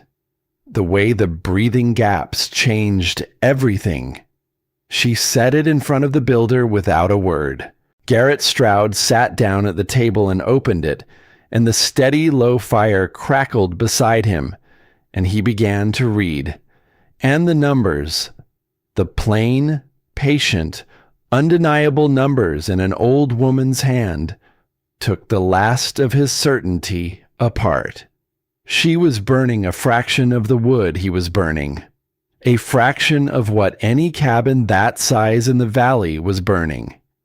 And she was holding more warmth than any of them, not a little more, not a hair better, wholly, completely, impossibly more. It was not a slightly better cabin. It was a different kind of thing altogether. Garrett Stroud turned the soft pages slowly, and he checked the wall again, and he felt the air near the breathing gaps with a wet fingertip, and he studied the dryness of the reed chambers near the seams, examining the whole structure now like a man studying a machine that, by everything he knew, should not run. And everything was steady, balanced, dry, breathing, exactly the way the foolish widow had said it would. At last he sat back. He took the glove off his other hand, slowly, and set both gloves on the table, and he stared at the warm reed wall beside the stove. When he finally spoke, his voice came out low, stripped clean of all its pride. We built heavy walls in this valley for as long as anyone can remember, he said. He paused. He shook his head, slow, and not one of us, in all those years, ever once understood the air. Marin Thorne said nothing. She did not need to. She had said all she had to say to this man weeks ago in the cold yard, with a gray sky gathering over the foothills. The winter will tell us.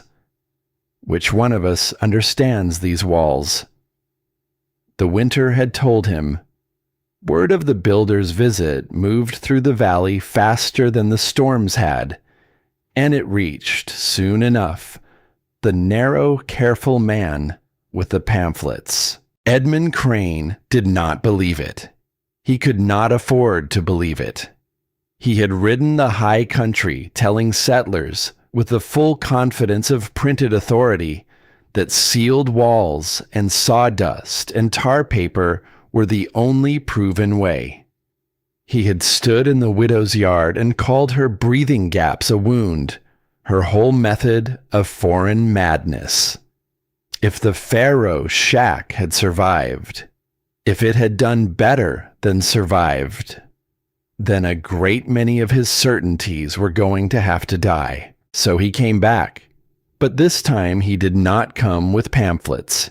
He came with instruments, calibrated measures wrapped in wool, gauges packed in leather cases, notebooks already ruled and marked, ready to record the failure he was certain, deep down, he was going to find. He came up the foothill road, braced like a man preparing either to expose a fraud or to witness something he very much did not want to be true.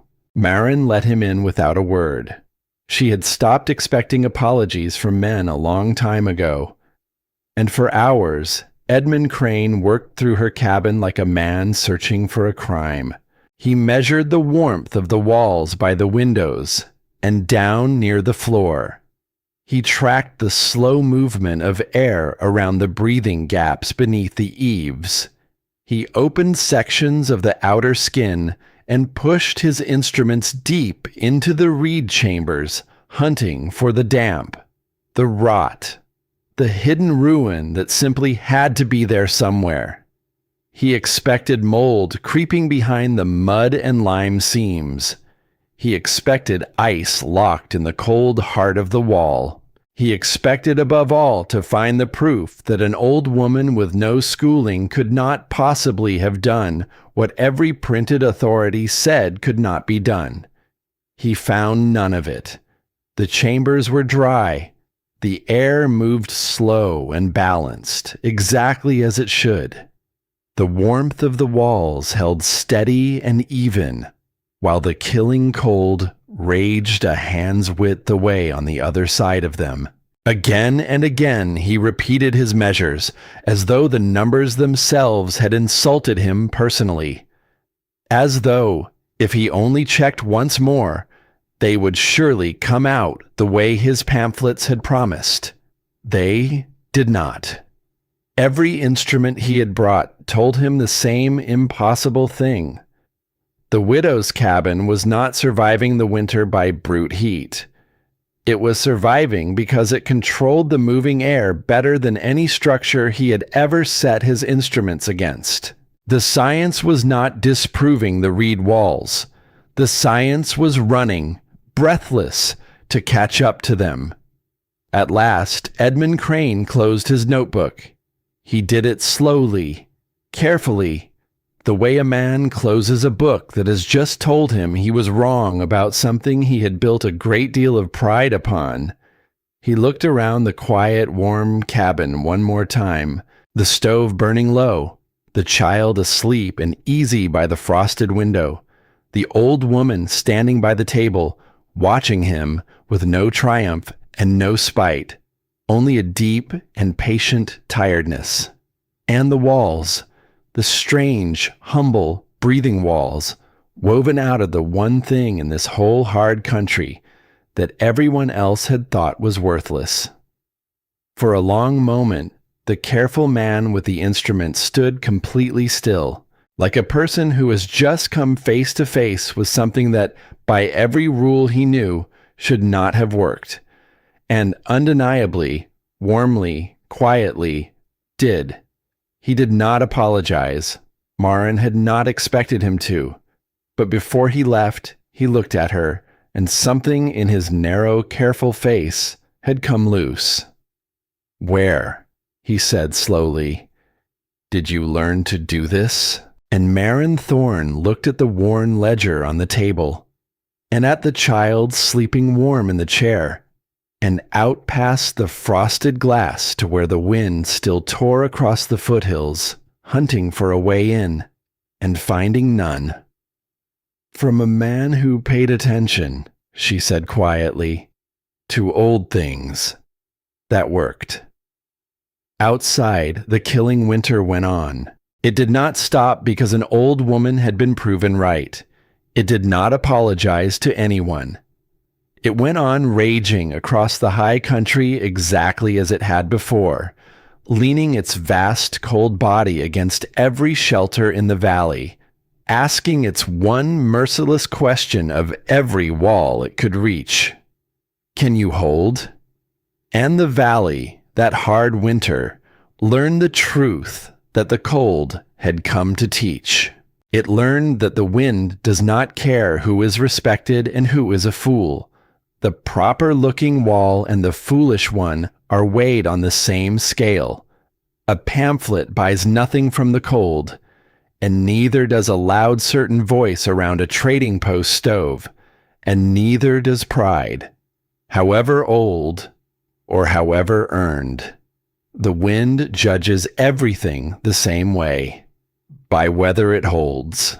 And when the cold finally tested every wall in those foothills, the strange, humble cabin, wrapped in woven reeds, built by a grieving old woman the whole valley had laughed at, held the warmth, and held the child, and held against the dark long after the proud, heavy walls had begun to fail.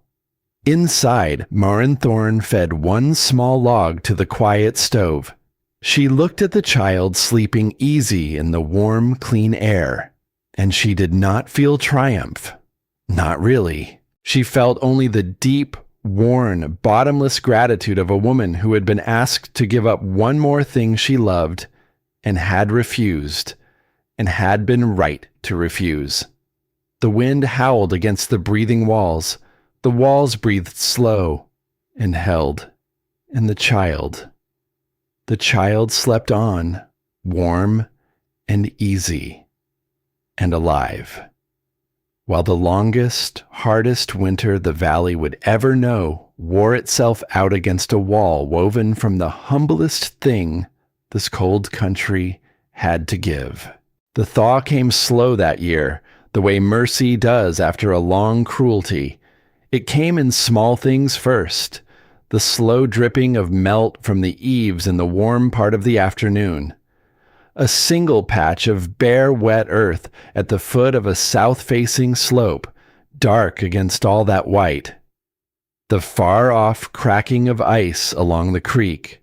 A deep, groaning sound, like something vast and frozen, finally letting go of a breath it had held the whole long winter. The valley came up out of the cold the way a person comes up out of a fever, slow, disbelieving, counting what was left. And there was much that was not left. Everyone knew it. There were empty chairs at tables all across the foothills that spring, and woodsheds standing bare, and fields that would go unplowed because the animals that should have pulled the plows had not lived to see the green.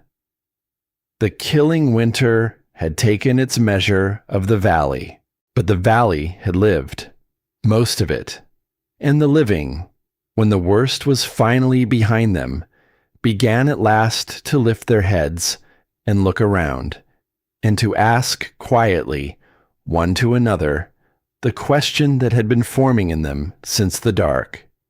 How did the old woman up in the foothills do it?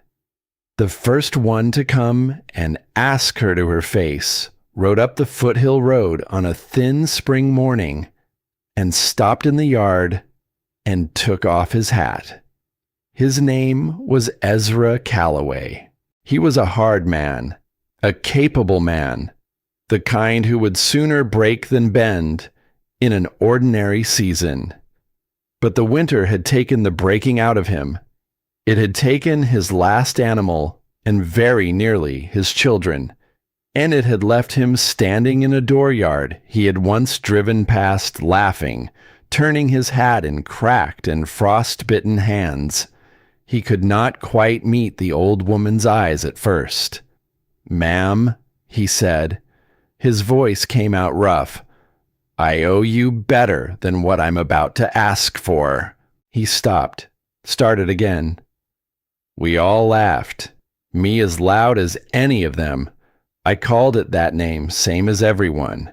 He turned the hat. "But my little ones near froze this winter, ma'am. Some nights I sat up with them and counted their breaths and wasn't sure the next one was coming." He looked up then, finally. His eyes were red at the rims. "And yours never even shivered," he said. "I drove past one morning and saw your girl standing at the window in a wool dress like it was spring, in the worst of it." He swallowed. "I've thought about that every day since." He drew a breath. "Could you show me how to build a piece of it? Just a piece. Before the next cold comes for my children?" Marin Thorne looked at the man in her yard for a long moment. She would have had every right in that moment to send him off the way the whole valley had once sent her off.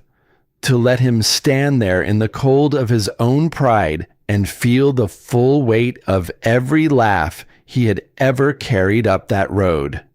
A smaller soul might have, a soul less acquainted with loss. But Marin had buried too much in her long life to find any joy in another person's humbling.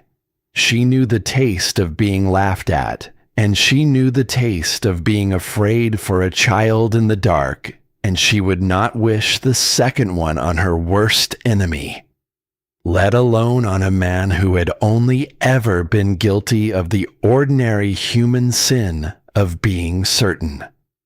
And she knew, better than most, what it cost a hard man to ride to a stranger's door and ask, "Come down off your horse, Mr. Calloway," she said. "I'll show you." And she did.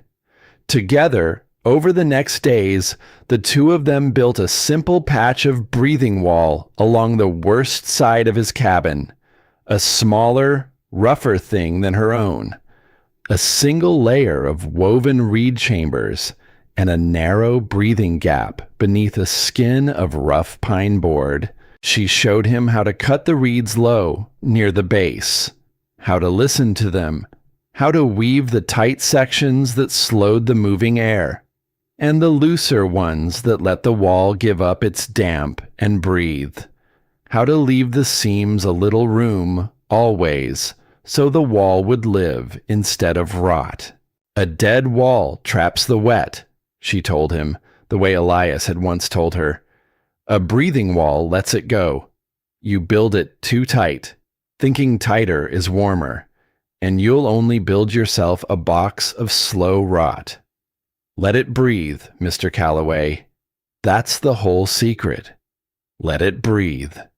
He listened the way a man listens when he has learned, the hard way, the cost of not listening. And within a few days, the warmth inside his cabin had climbed in a way he had not believed possible. His wood lasted half again, as long as it ever had. He stood inside his own warm house, with his hand pressed flat to the new wall, feeling the heat hold where before it had always fled. He was quiet a long time. Then he said, to no one in particular, all that grass we walked past our whole lives, like it was nothing." And Marin, gathering her tools to go, only nodded, because that had always been the deepest truth of it. The answer had been growing down in the marsh the entire time, free, worthless, beneath everyone's notice. It had only ever needed someone willing to bend down and pick it up and pay attention to a thing the world had taught them to despise. After Ezra Calloway, the others came, slow at first, a few, then more. Then all at once, the way a held thing breaks. By the time the marshes had thawed enough to wade, the low country below the foothills was crowded with people. Whole families now, down in the cold black water that everyone had always called useless, cutting the tall reeds by the armful. Fathers and mothers and children, soaked to the knee, hauling out wagon loads of the very swamp grass they had laughed at not 3 months before. Wagons that had once rolled past the Thorn place carrying nothing but jokes now rolled by stacked high with bundles of curing reed, higher than the wheels, the drivers nodding to the old woman as they passed. And the laughter that had followed the Pharaoh shack all through the long dark, was simply gone. It did not turn to apology. People rarely apologize, not in so many words, for the things they were once so certain of. Pride does not unmake itself that cleanly, but it turned to something, a nod now, on the road, where before there had been a hidden smile behind a glove. A quiet word of respect at the trading post, where once there had been the loudest laugh in the room. A way of saying the Thorn place that no longer carried any edge to it at all. The valley had been taught its lesson by the only teacher it would ever fully believe, the cold itself. And the lesson, now, had a woman's name on it. Even Garrett Stroud changed, the finest builder in the valley, the man who had pressed his thumb to her seams and pronounced her walls dead and ridden away so terribly sure of himself. He came to her one morning before he did anything else. That mattered to him, though he was far too proud to ever say so in plain words. He came up the foothill road and stood in her yard, stiff, his jaw working, a man unaccustomed to the shape of the words in his mouth. "I've had men asking me," he said at last, "to build them what you built. I find I don't rightly know how to tell them no." He paused. "And I find I don't want to. But it's your work. I'd not take it from you without your leave." Maren looked at him a long moment. "It isn't mine to keep, Mr. Stroud," she said. "It's older than both of us, a great deal older. It was old before this valley had a name. I only listened to a man who listened to it before me." He was quiet, turning that over. "My whole life," he said slowly, "I built the heaviest wall I could. Most stone, most timber. I thought that was the answer. I thought weight was the answer." He shook his head. "Took an old woman and a sack of swamp grass to teach me I had it backward the whole time." It was, Maren understood, as near to an apology as a man like Garrett Stroud had ever come in his life. She let it be enough, because it was.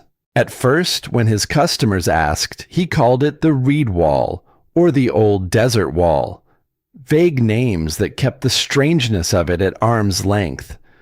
But it did not stay vague for long. Soon enough, the men who wanted one knew exactly what to ask for. They asked for the wall the widow built, the wall up in the foothills that held warm and breathing through the killing winter, while the proud, heavy walls grew frost on the inside and burned through their wood and failed. And Garrett Stroud, to his lasting credit, did not argue with them and did not try to put his own name on it. He began to write it down, in the orders he took, under a name of its own, the Thorn Wall, and people paid extra for it, gladly, because they had seen, with their own 2 eyes, exactly what it was worth. The strangest moment of all came on a windy afternoon outside the trading post, when the loudest man in the valley finally went quiet. Cole Banner, the freighter who had laughed the very first laugh, who had hauled his team to a stop in the road and named the cabin a tomb, and carried the joke up and down the valley and set it on the counter for the whole stove-warmed room to roar at. He was standing near the road, watching a few men unload a wagon load of curing reeds, when Marin Thorne came by on an errand of her own. For a long moment, Cole Banner said nothing. He was not a man who knew how to begin this kind of thing. He had spent a lifetime being the one with something loud to say, and he had no practice at all in the other kind of speaking. Then he glanced at the woven bundles stacked in the wagon, and back at her. And the big, loud voice came out low, almost shy. "How tight," he said, "do you weave 'em, the reeds, when you start a chamber?" It was not an apology. He did not have an apology in him. The words for it had never been put there. But Marin Thorne understood that this was the closest a man like Cole Banner would ever come. The question was the apology. The asking was the whole of his bowing. She looked at him a moment.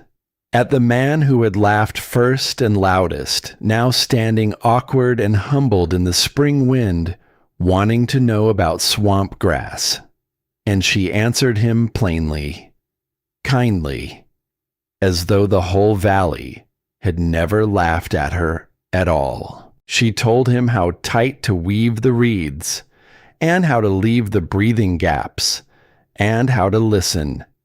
And the two of them stood there in the wind a good while, an old woman and the man who had mocked her, talking quietly about reeds and trapped air, and the small broken thing between them was, in its way, mended.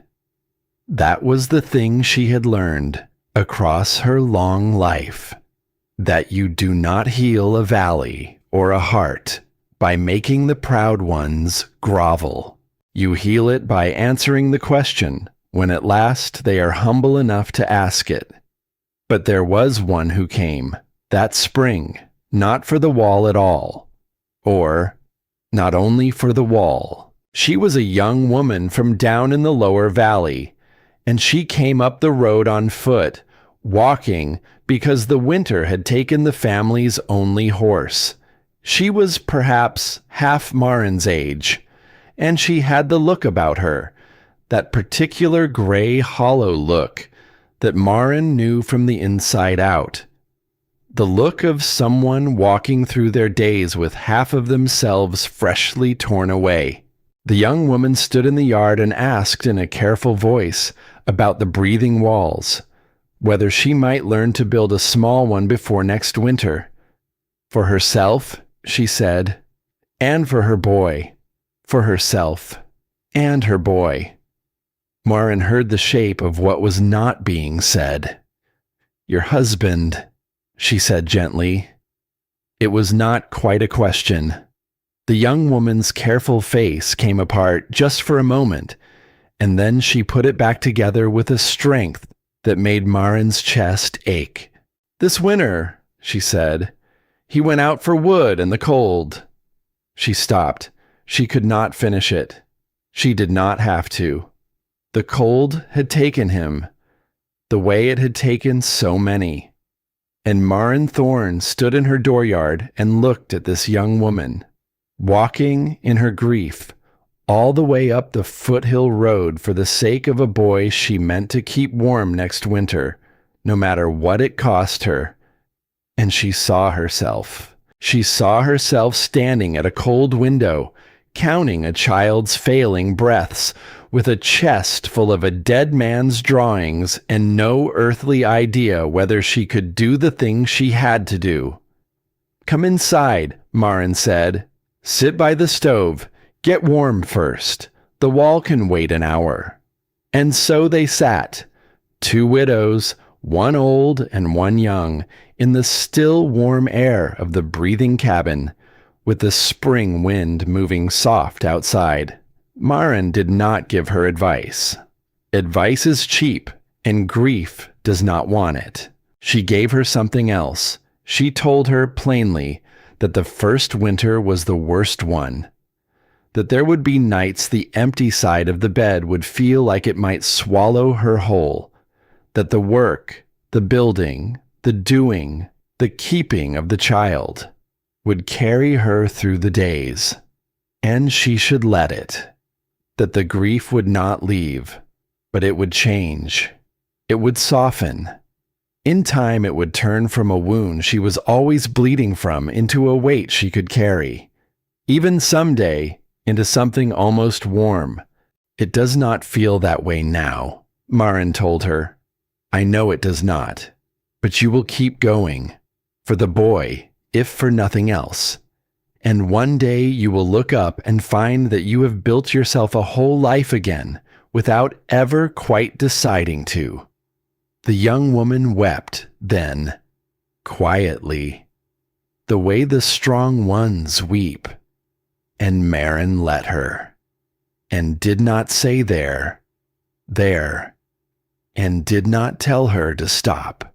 When the tears had run their course, the old woman rose and took down her tools and her dead husband's coat from its peg. Now, she said, let's go cut you some reeds, and I'll teach you how to keep that boy warm. And out they went, the two of them, into the thin spring sun. It was, perhaps, the truest gift Maren Thorne ever gave anyone. Not the wall, the other thing, the knowing that a person can lose the center of their whole world and survive it, and even, in time, build something warm out of what is left. It was that same spring that Maren finally walked out to the rise behind the cabin where her husband lay. She had not been able to before. Through all the long dark, there had been no room in her for it, only the work and the watching and the fierce refusal to lose one more thing. But the wall was finished now. The child was well. The valley was at her door, asking. And when the doing finally stops, the grief comes in at last to fill the quiet.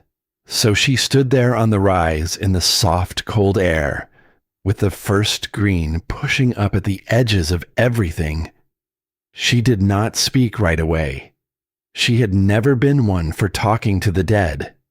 But there were things that wanted saying.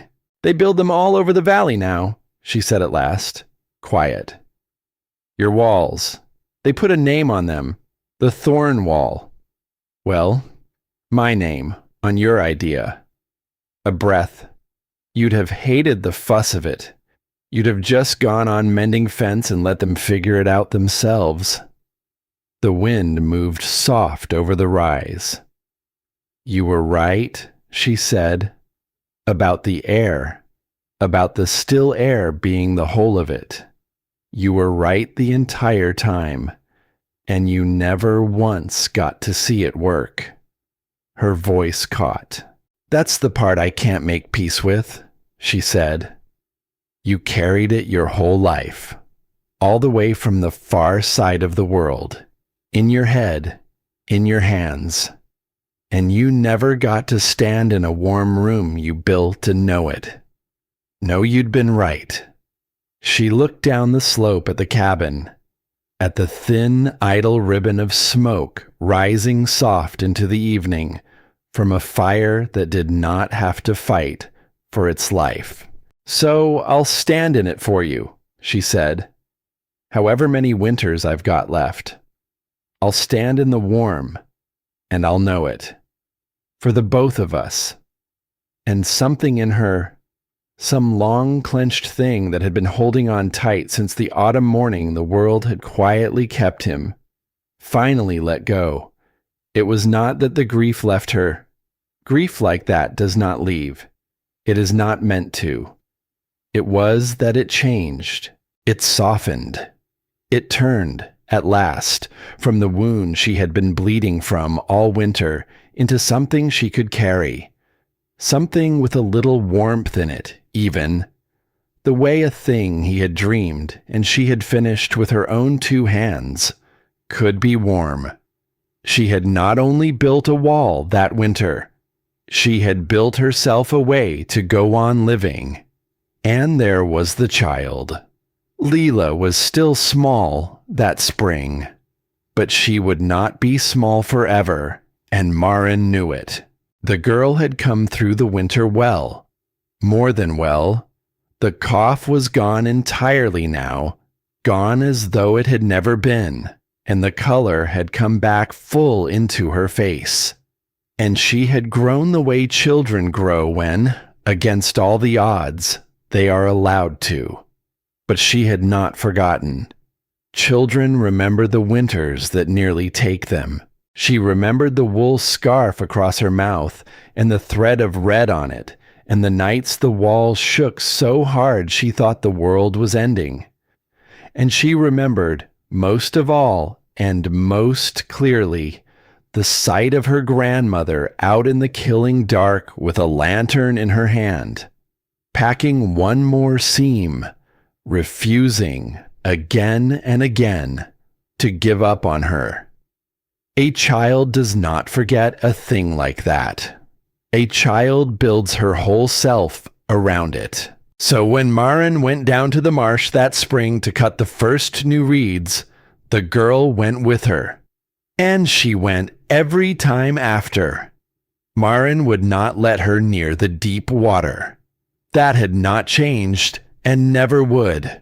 Some fears a person earns the right to keep, but she stood the child in the safe shallows at the edge, and she put a small curved knife in her hand, and she taught her how to cut the reed low near the base with one clean pull, how to listen to it, how to bend a single stalk slow between her fingers and feel for the spring still living inside it, whether it would hold the quiet air or crack and hold nothing at all.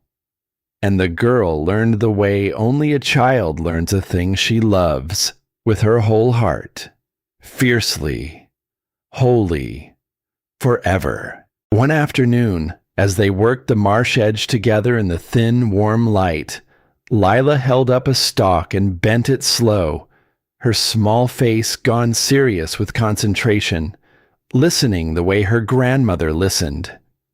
"This one's good, grandmother," she said. "I can feel it. There's still spring in it." Marin stopped what she was doing.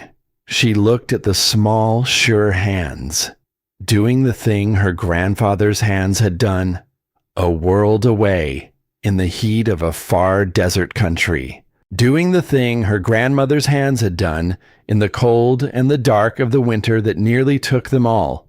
3 pairs of hands now, the same patient knowing, handed down, living on. "Yes," Marin said softly. "Yes, little one, that one's good." And she had to turn and look out over the marsh for a moment, because the thing she felt was far too large to let the child see plain on her face. The years went on, the way the years do. The valley grew. New cabins rose along the foothills, and a great many of them wore the breathing walls now, woven from the reeds that grew free for the taking in the low country. The cold came back, winter after winter, some of them hard, none of them ever again quite so hard as the one the valley would never, for all its long memory, forget. And the strange wrapped cabin in the foothills stood through every one of them. Once, in a much later year, someone opened up a section of the original reed chamber near the back corner, just to see what the long years had done to it.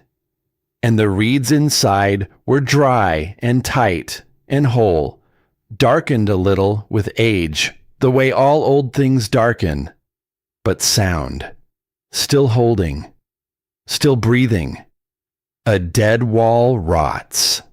A breathing wall lives. He had been right about that too. Marin Thorne grew old in that warm cabin, far older than she had ever once expected to. On the autumn morning, the world took her husband and left her alone with a failing house, a sick child, and a chest full of charcoal drawings. And the child grew up beside her, warm and safe and well. Lila grew tall and strong. She never forgot how to listen to a reed. And in time, when she had a home of her own and little ones of her own to keep, she built the breathing walls around them too. And she stood her own children in the safe shallows at the edge of the marsh, and put small knives in their small hands, and taught them to bend a stalk slow and feel for the spring still living in it. The knowing went on, hand to hand, winter to winter. The quiet love of a man who had paid attention to old things that worked, carried forward by the wife who finished what he had only ever dreamed, and handed down again by the child who learned it at her knee in the thin spring sun beside the cold water. That was the thing the killing winter never understood. For all its weight and all its terrible patience, it had come down on the valley to take everything. And in the end, it had only taught a valley how to keep itself warm, and taught a grieving old woman how to keep on living, and bound 3 pairs of hands together across the long years with a thread that no cold, however deep, could ever reach. The wind still moved across the foothills. In the end, exactly as it always had. It never apologized for the winter it brought. The wind does not apologize. It only moves on. But inside those humble breathing walls, in the still and quiet air, an old woman had woven out of the one thing the whole valley had thought was worthless. The warmth held. It held for the child. It held for the woman. And it held, long after he was gone, for the love a quiet man had carried home across the whole wide world, and left behind him, woven into the walls, in the still air, where the cold could never once get its fingers in. It simply held.